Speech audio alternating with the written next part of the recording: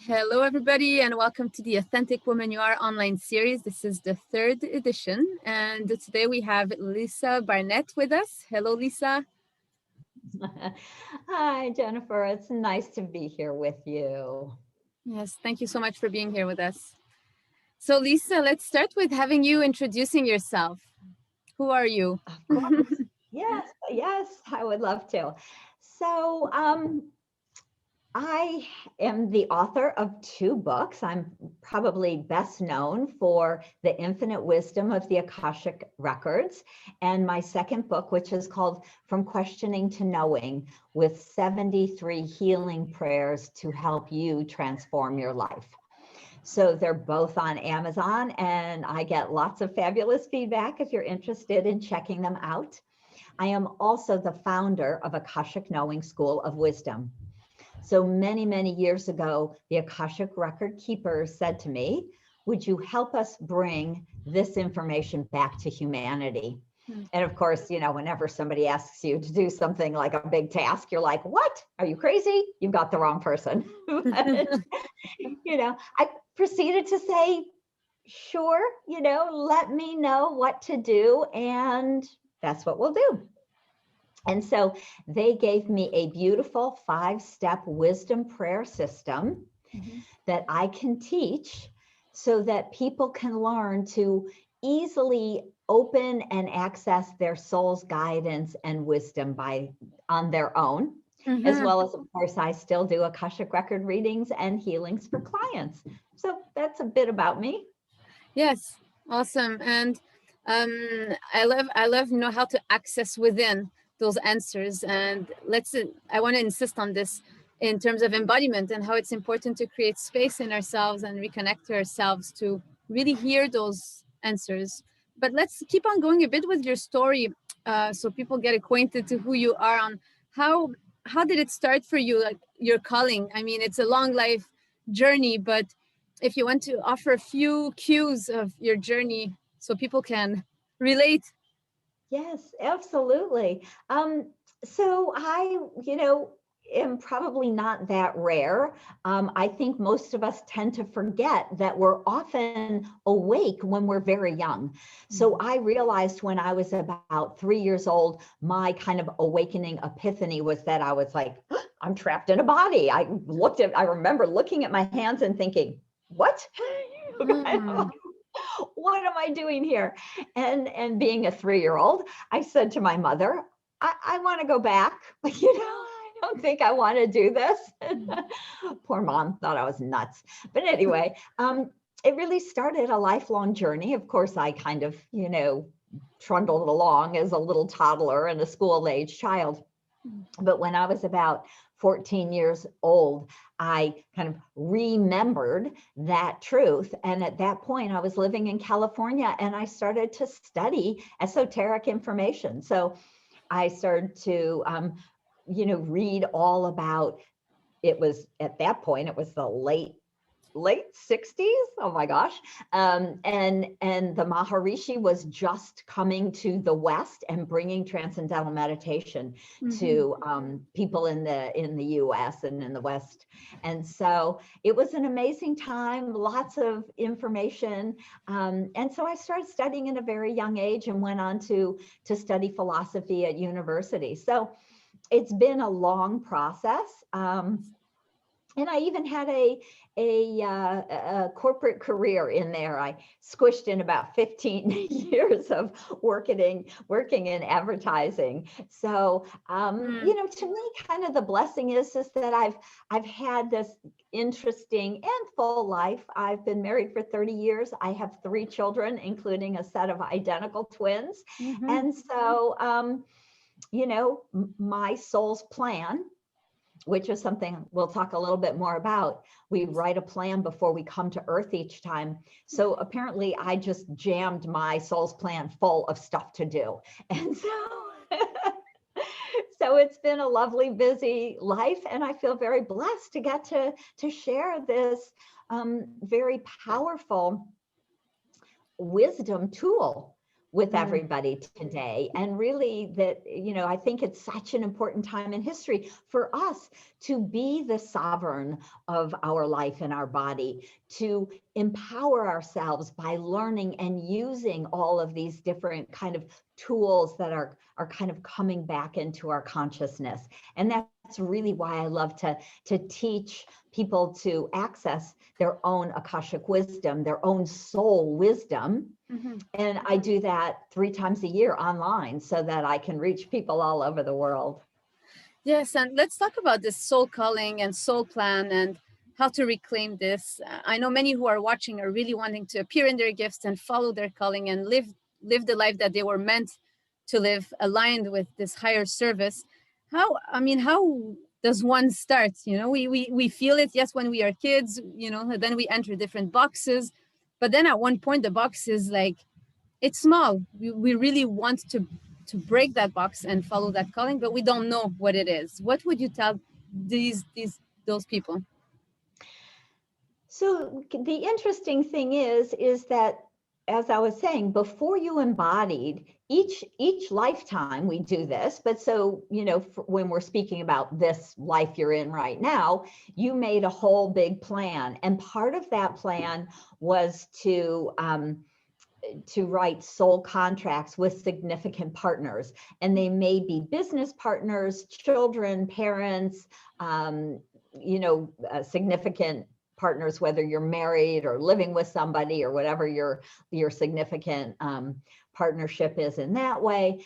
We really make that as part of our plan, as well as wanting to bring our gifts and talents back to humanity. And because we live hundreds and hundreds of lives here on Earth alone, we have so many gifts and talents that we can share with people.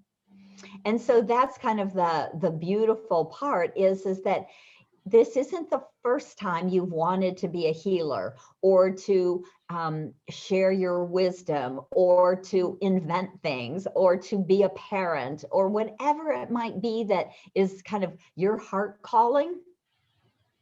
What the record keepers like us to understand is that most of us have numerous purposes, not just one purpose, and they're very well connected to these gifts and talents we want to share with our family, our community, humanity, however big that circle might be for you.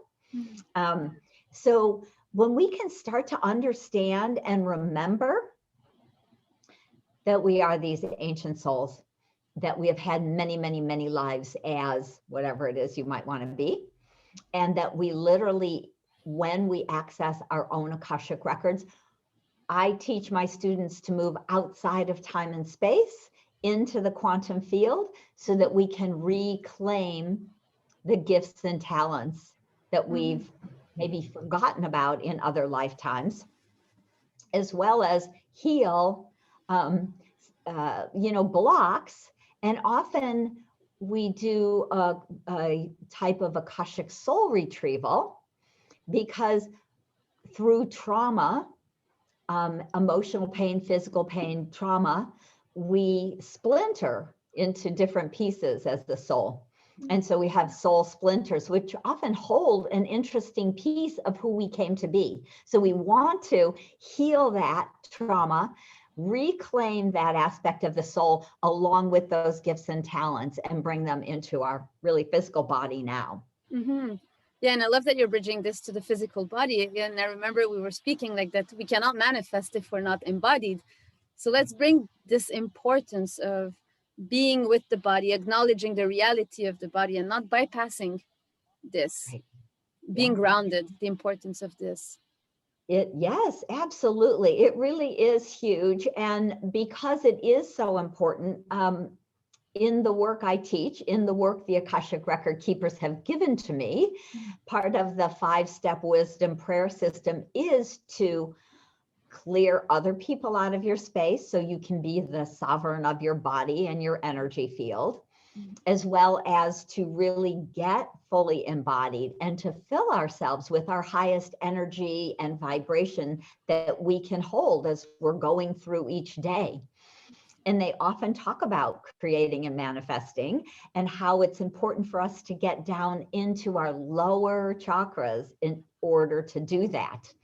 Now, so many of us, spiritual people like to hang out in the ethers, and maybe we're heart up, but we don't want to get down into the emotions or the muck or the heavier energy of the first, second, and third chakras. But the third chakra really is so much about that creativity and that manifesting. So third and fourth chakras come together to really be that powerful, driving force that helps us to create and manifest in this earth plane, in this world now. So, yep, we can't do it when we're hanging out in the ethers. So, and for people who are resisting, the spiritual ones and the conscious ones, well, the more spiritual ones that resist going into the body, what would you tell them? Like, I know you're saying that it's important, but I want to insist more on the gifts that are behind the trauma and how to reclaim our gifts. It's important to create that space at the physical level. So you bring people into the quantum, but then that's the potential, but the nervous system of the physical body needs to be able to handle that potential as electricity running through the body. So anything along the lines of the gifts that are hidden behind the traumas. I know you already dropped a line on this, but let's go a bit broader with this. Of course. So because we've had hundreds of lifetimes, and then of course we're having a human experience now, they are very often connected. So when we write that soul plan and we say, I'm going to make these soul contracts to support these people, and I'm going to write a couple soul contracts that have karma attached, which means I want to have this relationship to learn, to grow, to understand something in a bigger way, and also very often to complete a karmic pattern. So in that kind of aside, karma is not about punishment, it's about your soul's growth. And so even though it might be challenging, we choose these challenges. We choose dysfunctional families, or, physical health issues, or, all sorts of different aspects in our life to wake ourselves up, to remember that we are these infinite souls, and that as we come back into being able to be in our body, in our heart, in our compassion, that we can feel that love and compassion for other people, and also see them as these beautiful, huge, ancient, wise, shiny souls, no matter how the hell they're acting now, right? They could be the meanest person, but the truth is they're still an infinite divine soul. So part of what we're coming to do is to be embodied, to know both the truth in the body and the bigger expansive truth, so we can bring it into the body and eventually come to a place where we recognize, we love, we heal, we're compassionate, we're forgiveness. We do a lot of work, right, around the healing aspects of being human. And as we are doing all of that, we're clearing our energy field, our physical body, we're raising our vibration naturally so we can hold more light. And as we hold more light, we're actually drawing more light to us, right? Because we're magnetic, we're drawing to us whatever we are. So if we're dark and angry and tend to blame other people for our challenges, that's what we're getting. We're getting a lot of, dark, negative, unhappy stuff. And as we start to shift our consciousness and bring that into the body, we become beautiful, shiny lights, and we're drawing more love and more good and more fun and joy into our lives. And as we raise our vibration and literally clear our energy field, our chakra system, our auric system, our physical body, not only are we drawing so much more beautiful energy, but we are allowing our gifts. So we have clairsentience, which is very much solar plexus energy. We have claircognizance, uh, knowingness, clear knowing is claircognizance, love, unconditional love, of course, all connected to the heart. We have a high heart, which is the spiritual heart. And of course, we have all of these gifts. We have our telepathics, our clairvoyance, our third eye, our clairaudience, all of these levels of our spiritual gifts, our soul gifts that are in the body, but often we can't get to them if they're buried under muck, right? And that muck can be other people's energy. So I always like to teach my students, first and foremost, clear everybody out of your space so you can own that space, that physical body, energy field, auric field with the highest vibration of you.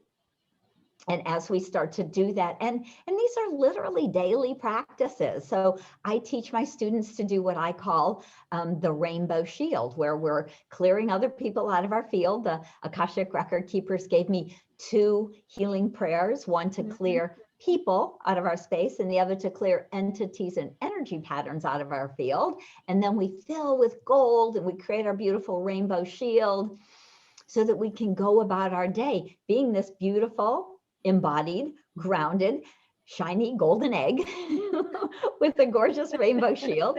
And that's what we start to draw to ourselves. And I love it because, of course, often my new students will be like, oh my gosh, all the great things that are happening, all of the, serendipitous events that are showing up. It's really us magnetizing that universal good that we all are here to receive and deserve, right? All of the beautiful abundance of the universe, whether it's for you, health or love or money, whatever it might be, that universal energy of abundance really can start to find us again as we align to our soul's plan. Our soul gets to shine out there in a bigger way in the world. All of these aspects help us to live a life filled with much more ease and grace. Yeah, I love that you're bringing all of this and more ease and grace, knowing that this path also comes with challenges, because as we're getting cleared, what's being manifested also can be looked at obstacles and different emotions, and to not stop there. I know many can feel threatened or like just to see those obstacles coming, and they stop themselves from really going for their calling and their truest self because they're scared of the unknown. I know many people on the audience, sometimes they're at this tip point of like, I want to jump, but I'm so scared. And what would you tell them? What would you tell them? I would basically say is it just gets better and better and better. So the more conscious you are, the more you clear old energies that don't even belong to you, the more you can shine your true light out into the world, where you can really share your gifts. And again, often this helps us to see new doors, new possibilities, new choices that are here for us, but maybe we didn't see them before because we had people chattering in our head. We had people telling us what to do. We were feeling unsure and insecure. And so we were filled with doubt. But what I find is when people actually start to do whatever it is. So of course, because I teach the records, to start to take Akashic Record workshops, or even one of the reasons the record keepers wanted me to write the book From Questioning to Knowing, 73 Prayers to Transform Your Life, is it explains so much about this. It really can tell you, why you pick that challenging family. And there's 73 healing prayers in there for you, right? So it's a good place to start if you're a little worried and you're not sure if you maybe have the gifts or the talents, the psychic abilities. So we start by clearing our field, by getting more grounded, by spending more time in our heart space, really seeing our heart as a beautiful golden spinning ball, and we can open and expand it and make it, stronger and clearer, so that that acts as that magnetic force of drawing the good to you. So what I would say is that every spiritual seeker I've ever really met said, it can seem a little bit scary in the beginning, but the truth is there is so much really love and light and grace for us in the world if we're just willing to take those first few steps. Yes, inspiring. And I love that you're bringing both realities, the karma, the body, the design, the steps that, there are some stuff we don't have the choice to go through, right? From your perspective, we are here, and there are some experiences that, as much as sometimes we want to avoid, we are actually designed to go through them to learn those lessons. And I love that you're bringing this on this summit, the importance to say yes to those kind of mandatory experiences, or else they're just going to keep on showing up on our path until we acknowledge and we say yes. Can you speak a bit more about this karma, like the one that we don't necessarily choose by willpower, but that it's actually we need to do it, like really a design? Yeah, so basically, because we live hundreds of lives, one of the reasons we keep coming back is that we get very stuck in karmic patterns. And one of the big karmic patterns that most of humanity has held for thousands of years is really about being a victim. And so we often believe that we're a victim to our life, to our family, to our circumstances. And really one of the biggest shifts in consciousness is when we realize that we are not the victim, that we made this soul plan in the first place so that we can learn and grow. And when we can start to shift our view from victimhood into being, right, the creator of our lives, things can change overnight, because we realize that instead of feeling like everything is being put upon me, I realize I have free will, I have choice, I can make a new choice. And for many of us, it takes time. I'm not saying that this is usually something that we wake up the next day and be like, okay, off I go, all new choices.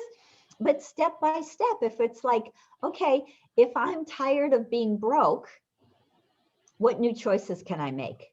Maybe I change my conscious thoughts about money. Maybe I stop looking at money as bad or evil, right? So we have a lot of old karmic patterns where we've learned that money is bad. Maybe we've had past life vows of poverty because we've had these spiritual lives, and we said, oh, I won't take any money for my spiritual gifts.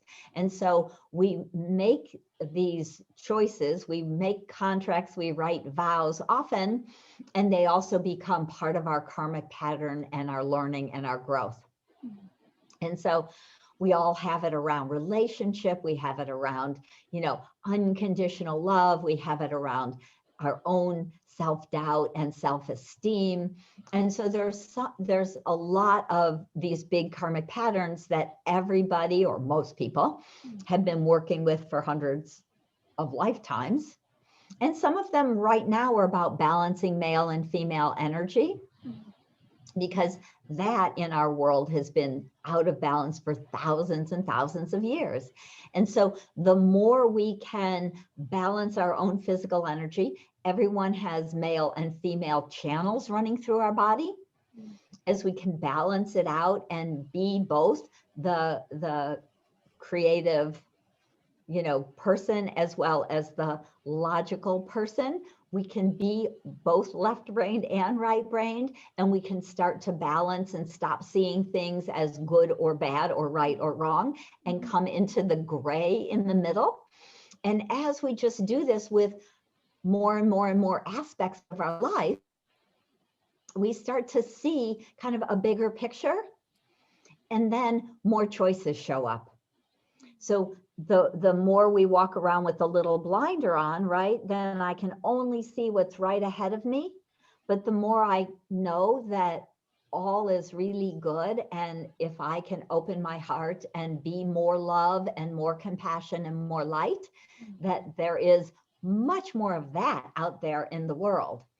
And so new choices, new options, right, new people will start to show up for us to, you know, make a change in our life.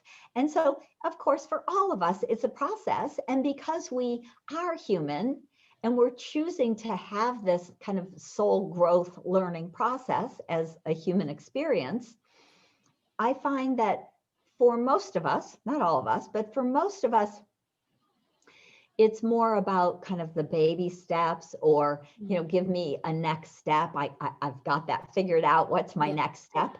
And that's what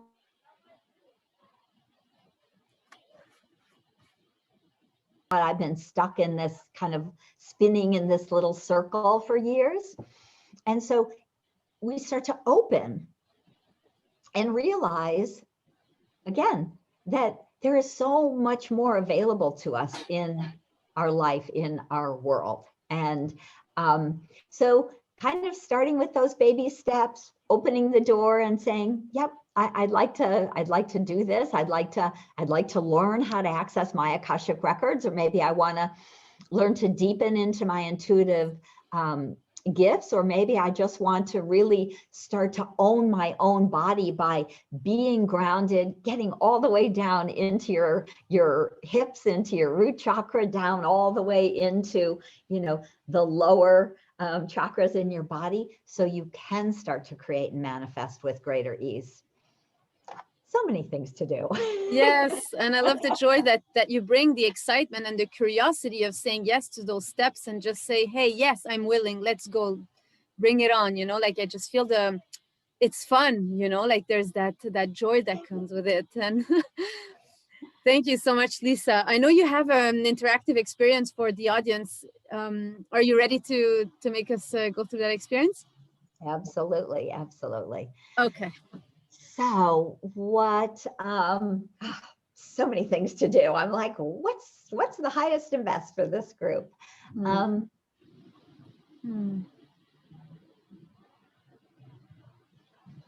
So what they want to do today is a guided kind of visualization. And this is about really more about creating and manifesting, because that feels like that's an important aspect of the topic. And so I'll do it as a guided visualization. And what we'll get to do is expand ourselves, expand our wish fulfilling jewel.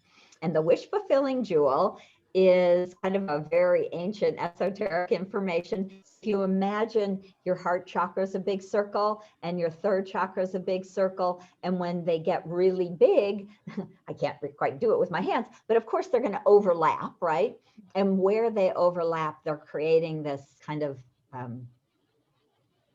space that looks, you know, a little whatever. I don't know what they call that shape, but anyway.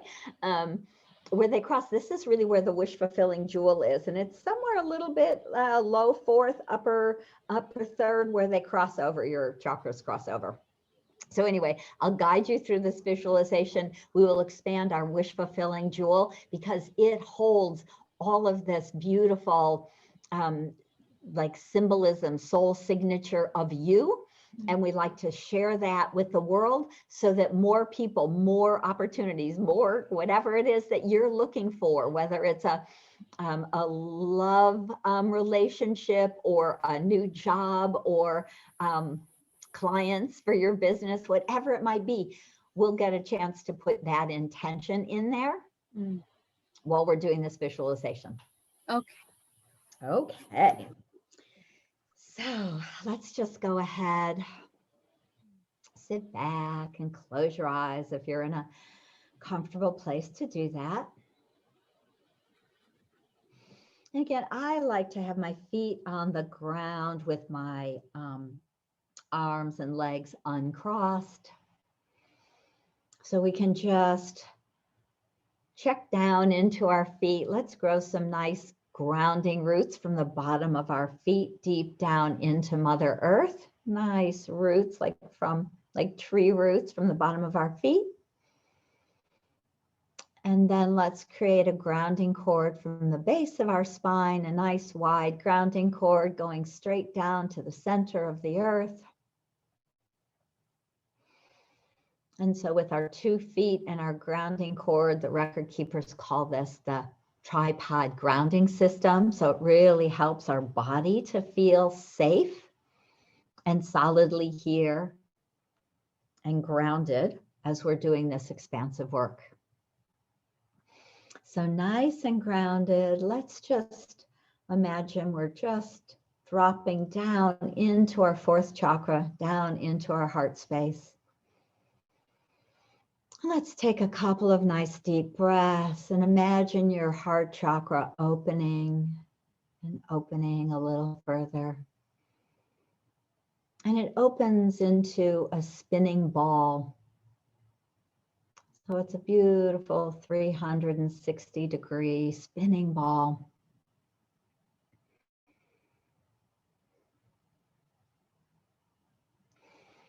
And let's let it expand as big as your physical body. So it's filling your whole chest. And now we'll focus down into the 3rd chakra, the solar plexus. This is so much of our creative energy, and we invite our 3rd chakra to open and spin, turning into that beautiful spinning ball again. So it expands and spins and gets as wide as your rib cage, as your physical body. So we have 2 beautiful, fast spinning balls in our chest and our upper stomach, and they overlap a little bit, creating a beautiful combined energy that I call the wish-fulfilling jewel. And now we're going to imagine that beautiful wish-fulfilling jewel energy